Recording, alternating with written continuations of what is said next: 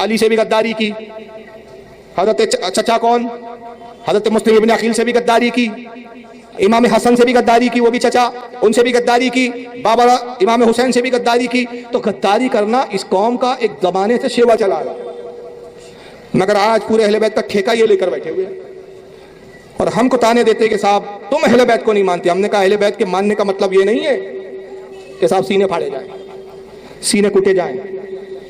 پھر کہتے کیوں آپ کا دل جلتا ہے، کیوں جلتا ہے سینہ؟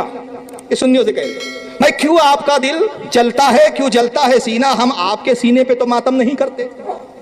ہم نے کہا ہمارے کو کاہے کو چلے گا یار، ہم تو تعاون کرنا چاہتے، بولو کتنی بڑی تلوار چاہیے میں لا کے دیتا ہوں۔ ہم تعاون کرنا چاہتے ہیں بھائی۔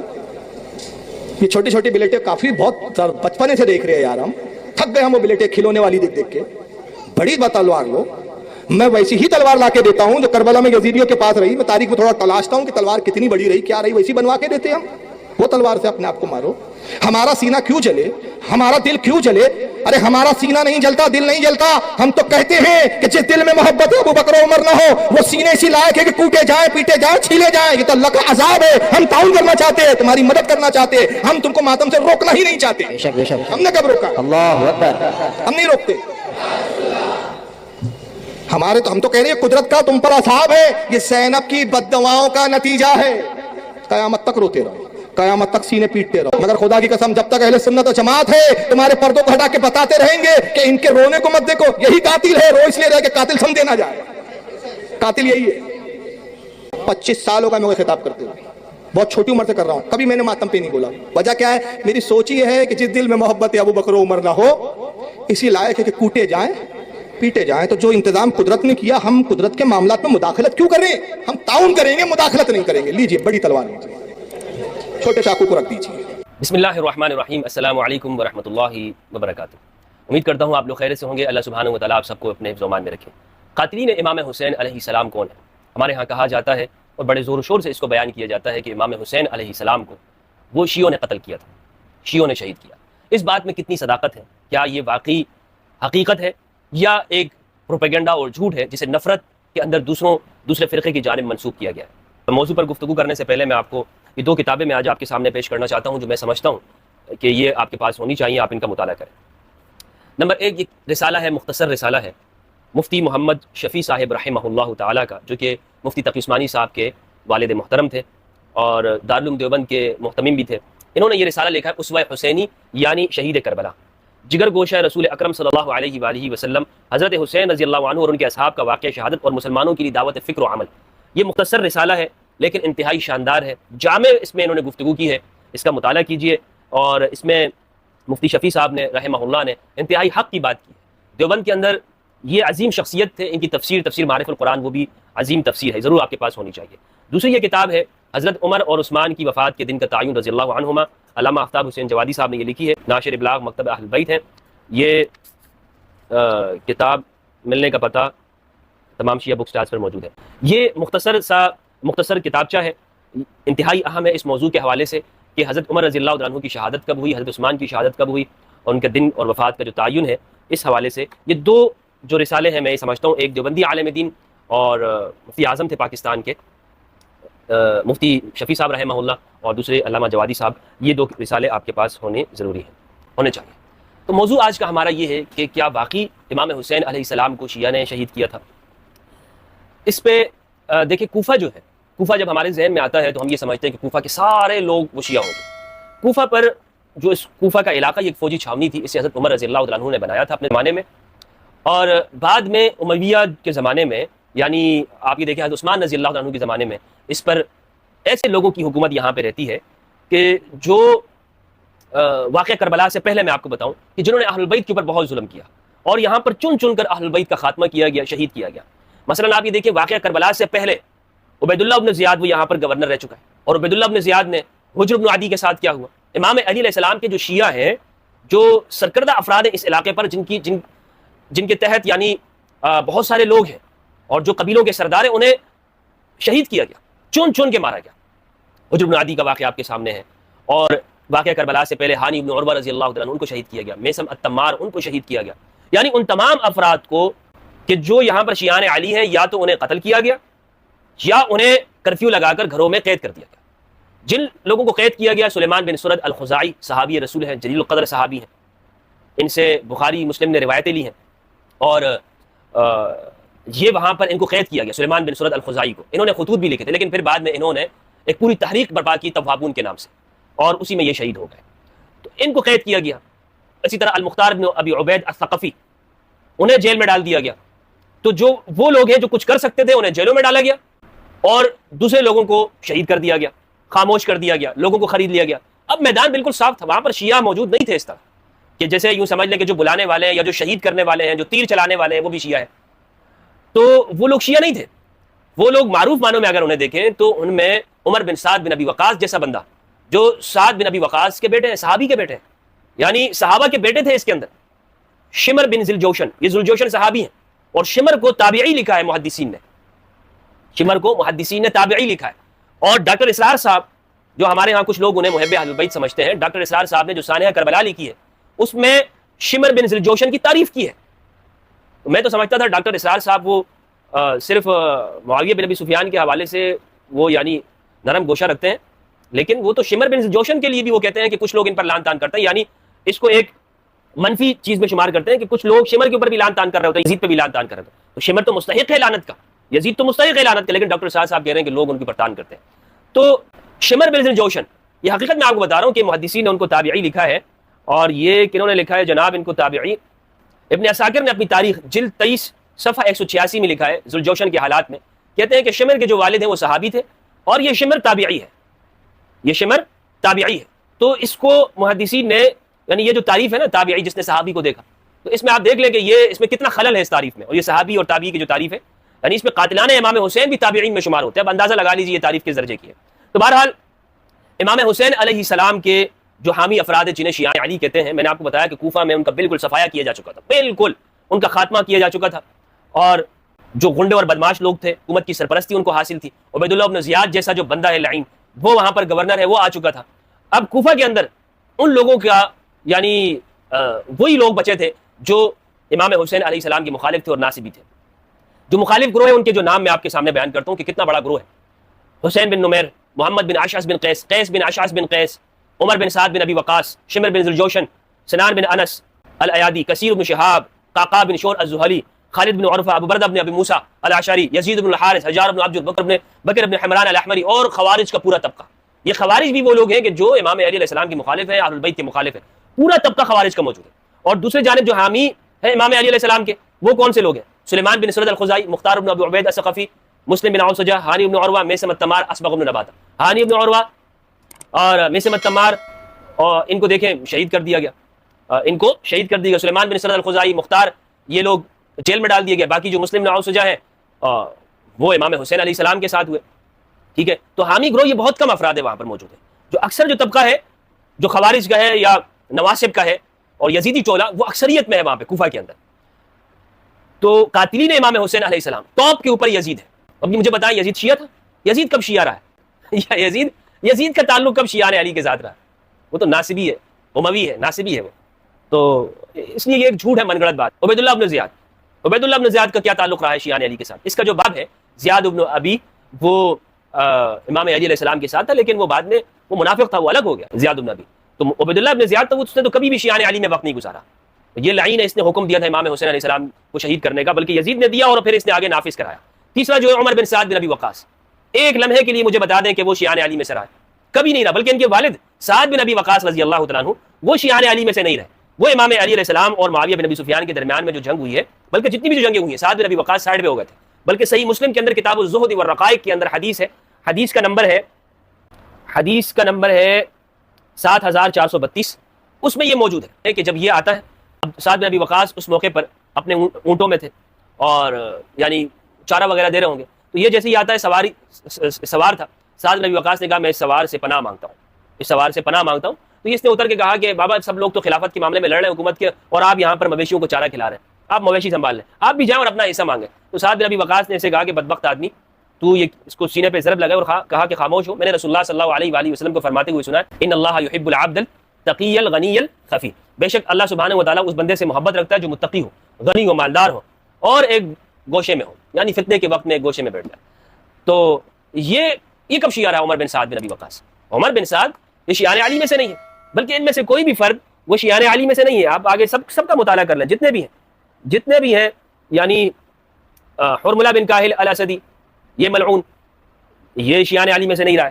شبز بن ربیعی، حجار بن ابجر، اسی طرح زرع بن شریک التمیمی، سنان بن انس، خول بن یزید الاصبحی، یہ سارے وہ ملعون ہیں کہ جو اس وقت میں نواسب تھے اور خوارج میں سے تھے. اس پر تفصیلاً ان کے نسب نامے کے اوپر جو ان کے شجرہ نسب ہے ان سب کا، اس پہ میں نے ایک ویڈیو بنائی ہے، وہ آپ دیکھ سکتے ہیں. قاتلین حسین ان کا جو شجرہ نسب ہے کہ یہ کس شجرے کے لوگ تھے، یعنی ایسے لوگ کہ جو ایسے بدبخت کہ جس نے نبی صلی اللہ علیہ وآلہ وسلم کی اولاد کو شہید کیا، قتل کیا، ان کا جو سلسلہ نسب ہے وہ کتنا برا ہے. ابن عبد البر نے الاستیعاب کے اندر امام حسین علیہ السلام کی حالات زندگی میں ایک شعر لکھا ہے. ابن عبد البر نے کہا اترجو امت قتلت حسینا شفاعت جدہ یوم الحساب، وہ امت جس نے حسین علیہ السلام کو قتل کیا وہ ان کے دادا کی شفاعت یوم حساب کے دن اس کی امید رکھتی ہے. آپ دیکھیں کہ ہم ایک طرف ہمارے کندھوں کے اوپر ہمارے اس امت کے علماء، اس امت کے جو مفتیان ہیں، جو محققین ہیں، ان کے کندھوں کے اوپر اہل البیت علیہ السلام کا قرض ہے، عامت الناس کے اوپر کندھوں پہ قرض ہے کہ بھائی جو ان کے حقوق ہیں اسے تو بیان کریں کہ تاریخ کے اندر اس امت نے جو ان کا حقوق نہیں دیا، اہل البیت کے حقوق کو غصب کیا، ان کو شہید کیا. تو اب ہمارا فرض کیا بنتا ہے کہ ہم اس گناہ کو اپنے اوپر سے ہٹائیں، اور وہ اسی طریقے پہ ہو سکتا ہے کہ ہم ان کے بیان کردہ روایات اسے بیان کریں، ان کے علوم کو آگے پہنچائیں، اور ان کے اوپر ظلم کرنے والوں سے، اور جنہوں نے امام حسین علیہ السلام اور اہل البیت پہ ظلم کیا، ان کے قاتلین ظالمین کے چہروں کے اوپر جو نقاب ہے ان کو ہٹائیں. یہ ہمارا فرض ہے اس امت کے عالم کے اوپر، مفتی کے اوپر، محقق کے اوپر. یہ فرض عائد ہوتا ہے کہ وہ جو کتابوں کو کھنگالے اور لوگوں کے سامنے لے کر آئے حقائق کو کہ دیکھو یہ جن کو تم تابعی اور کیا سے کیا کہتے ہو، آج تو یزید کو رضی اللہ عنہ کہتے ہیں، ملعون لعین کو، شمر کو. میں نے ڈاکٹر اسرار کا حوالہ آپ کے سامنے دیا. اس کے اوپر یعنی ان کے لیے ایک حمایت رکھتے ہیں. تو ان کو بے نقاب کرنا ضروری ہے، یہ امت کے اوپر قرض ہے. قاتل ہمیشہ جلوس نکالنے والا کیا جاتا ہے، اسے مار دو. کیوں؟ ہم کسے کہتے ہیں؟ ہم تو بدن بھی اپنا زخمی کرتے ہیں، خرچ بھی اپنا کرتے ہیں، پھر ہمیں کیوں مارا جا رہا ہے؟ پھر عزاداری پہ مقدمی کیوں ہے؟ اس کا مطلب ہے کچھ بڑے لوگوں کے نام چھپائے جا رہے ہیں. دیکھیں جیب قطرہ بھی پکڑا جائے تو تفتیش کرنے والا پہلے یہ پوچھتا ہی تیرا باپ کیا کرتا ہے؟ کوئی بڑا لکھا سمجھ آپ سے سوال کرے جو بھی سے باپ کا کیوں پوچھ رہا ہے؟ جب پتا کروں یہ خاندانی جرم تو نہیں کرتے. باپ اچھا ہوتا تو بیٹا جیب قطرہ ہی ہوتا. طبیعت غلط ہوئی ہے تو جیب قطرہ بنا. سامان ہم پہ الزام نہ لگائے، ہمیں صرف یہ بتاؤ یزید کا باپ کیا کرتا تھا؟ تم تو کہتے ہو نا کہ فقہ جعفریہ یہ تو بد دعا ہے جی، یہ ماتم کرتے. چھوڑ دیں ہمیں، انہوں نے خود ہی قتل کیا، خود ہی معافی مانگتے ہیں. ہم تو اس وقت تھے ہی نہیں، جو تھے ان کے نام گر لیتے ہیں کہ کون کون تھے، پھر ان کے باپ کے نام تاریخ سے پوچھ لیتے ہیں.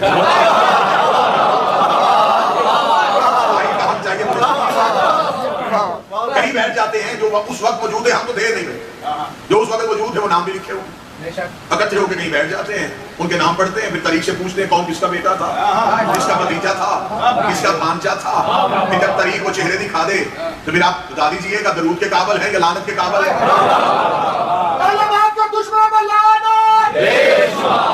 سوال ذہن میں رکھیے گا، میں جواب دے دوں. کوئی بندہ سوائے ہمارے مذہب کے، ہمارے یزید کی حکومت کو غلط ثابت کر دیا. اور کیسے یزید غلط؟ کیوں غلط تھا؟ کیا ہوا تھا اس سے؟ کہ وہ فاسق تھا، شرابی تھا، فاجر تھا، تو صرف اسی بنیاد پہ اسے تم نے غلط کہہ دیا؟ تو تمہارے نزدیک کون سا یہ نظریہ ہے؟ تم نے پہلے ممبر پہ کون سا معصوم بٹھایا تھا؟ یہ پہلا مسئلہ تو یہی نمبر ہو گیا نا. تمہاری جو اپنی کتابوں میں لکھا ہے کہ بیٹے نے کھڑے ہو کے کہا تھا پی ہے شراب لیکن کوڑے وہ ہمارے جیسے زندگی میں کبھی نہ پی. یہ تصور تو چھوڑ دو. کیا غلطی تھی؟ کہتا جی اس نے غلطی کی. اکثر میں نے نادان شیعوں کو یہ جملہ کہتے ہوئے سنا ہے، حسین نے یزید کی بیعت اس لیے نہیں کی، یزید شرابی تھا، فاسق تھا، فاجر تھا. یزید تہجد گزار بھی ہوتا، حسین پھر بھی بیعت نہیں. کیا کیا تھا یزید؟ کہتے یزید حکومت کا غلط بیعت تھا. کیوں غلط بیعت تھا؟ تمہارے پاس جتنے بھی حکومت بنانے کے قوانین ہیں وہ یزید کے پاس تھے. مسلمانوں کے ہاں خلافت کا پہلا اصول یہ ہے امت اکٹھی ہو، ووٹنگ کی جائے، ایک بندہ چن لیا جائے، سب اس کے ہاتھ پہ بیعت کریں. اسے کہا جاتا ہے، انہوں نے ایک لفظ بڑا محتاط سا ایجاد کیا ہے، اجماع امت. بچوں کے لیے آسان کر دیتا ہوں، امت کا اجماع، اسے عام لفظوں میں الیکشن کہتے ہیں. समझाने के लिए जुमला है। अजमाए उम्मत इकट्ठी हुई, वोटें डाली, मर्जी का खलीफा चुन लिया, लिहाजा ये मुसलमानों के यहाँ खिलाफत का पहला असूल है। माजरत के साथ मैं जुमला कहने लगा हूँ, यजीद के पास ये पहला असूल था, अजमाए उम्मत का असूल उसके पास था। अगर मदीना में दरख्तों के झुंड के नीचे मुट्ठी भर लोग खलीफा चुन सकते हैं, इसने तो पूरी जमाने से बैत ले ली थी। 7 बर्रे आज़म है इस वक्त दुनिया के, आज का मैप उठाया जाए, यजीद की हुकूमत का रकबा देखा जाए, 6 बर्रे आज़मों में उसकी हुकूमत थी। वो शाम से रियासत शुरू कर रहा था और हमारे मुल्क पाकिस्तान बर्रे सगीर जो उस वक्त था उसके मुल्तान तक उसकी रियासत कर रहा था। ये जितने बर्रे आज़म हैं ये सारे उसकी रियासत के अंदर थे। मिस्र, यमन, तुर्की, इराक, अरब मुकम्मल उसके पास, ईरान उसके पास, ये सारे मुबारक लंबी चौड़ी उसकी कर। इसका मतलब है इतनी दुनिया के रहने वाले लोगों ने उसे मर्जी से खलीफा चुना था, सारे गवर्नरों ने उसकी बैत की थी। तो इसका मतलब है उसके पास खिलाफत का पहला असूल तो था। अगर अजमाई उम्मत से खलीफा बन सकता है तो अजमाई उम्मत से बना था। खिलाफत का दूसरा असूल ये है, पहला जाता हुआ दूसरे को नामजद करके जाए। मुसलमान सर झुका के उसे भी खलीफा मांगे। यजीद के पास ये असूल भी था, उसका बाप चाहता हुआ उसे नामजद करके जाए। इसका मतलब उसके पास खिलाफत का दूसरा असूल था। खिलाफत का तीसरा असूल है 6 बंदे मिलकर कमेटी बनाते, जिसे शूरा कहते हैं।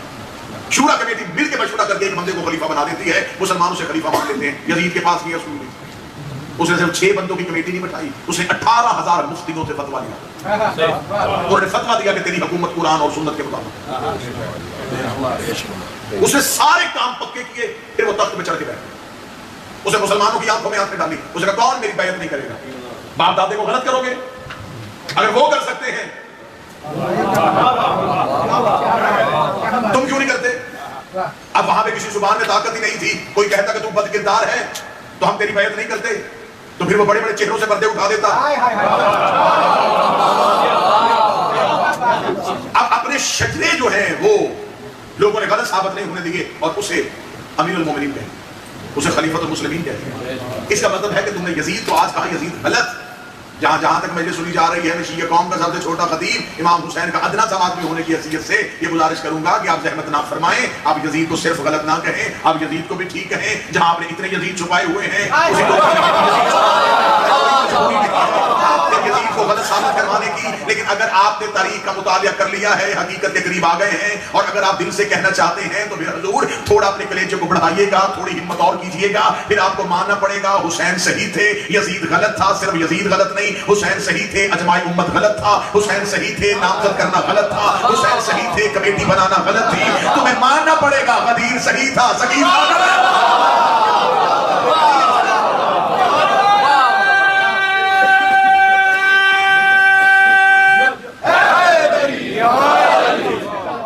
मेराज इंसानियत को गदीर कहते, अरूज इंसानियत को गदीर कहते, इंसानियत की बका को गदीर, इस्लाम के दस्तूरुल अमल का नाम गदीर, मंशूर इंसानियत को गदीर है। तुम शोकर के सजदे किया करो और फख्र से जिंदगी गुजारा करो, तुम्हारा ताल्लुक गदीर से। ये आवाजें जो मदरसों में उठती हैं, इन्होंने आलम अरवाहीन में बुलंद आवाज करके अली की बैत में लब्बैक कहा।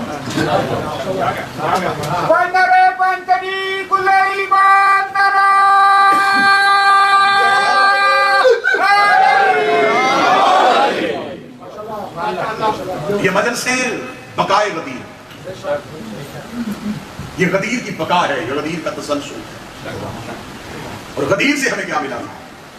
विलायत अमीरुल मोमिनीन अली वलीउल्लाह में गदीर से। आज बंदे कहते हैं कि अली के नाम पे मर जाते हैं, मुझे मौला की कसम, रसूल गदीर में सहाबी का हाथ पकड़ के उठा देते हैं, हम उसे मान लेते हैं। हमारी क्या मजबूरी है? हमें तो कुरान ने कहा है जो रसूल थे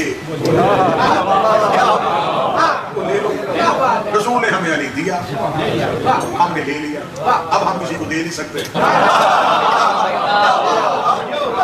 हमें रसूल ने दिया, अब मौलवी हमसे कोशिश कर रहा है कि हमसे अली वक्त अच्छी है।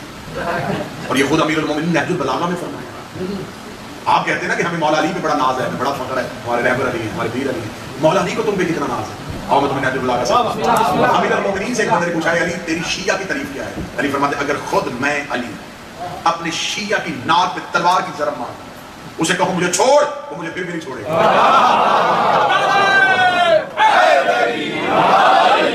अगर मैं अपने शिया की नाक पे जरब मार के कहूं मुझे छोड़ दो, मुझे फिर भी नहीं छोड़। और ये कह के अमीर मुस्कुराए और मुस्कुरा के फरमाया, अगर मैं अपने दुश्मन को पूरी दुनिया की हुकूमत दे दूं और उसे कहूं मुझे मान, वो फिर भी नहीं मुझे माने।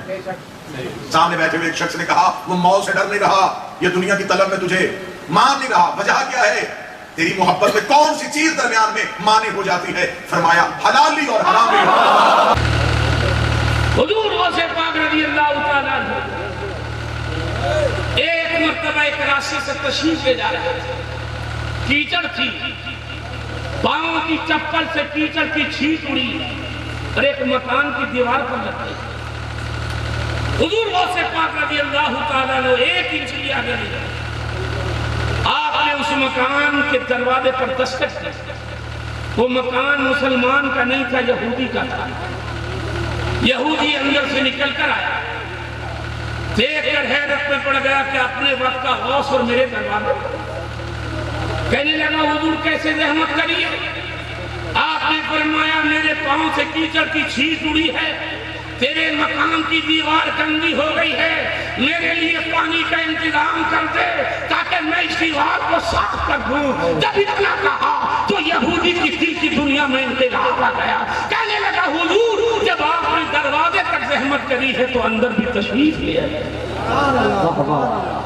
जोर से कहें अंदर ले कर गया, खिदमत करी, पूरी फैमिली बिठाई। कहने लगा, हुजूर जो गंदगी दीवार पर लगी है उसे तो पानी से मैं भी साफ कर लूंगा। जो गंदगी मेरे और मेरे बच्चों के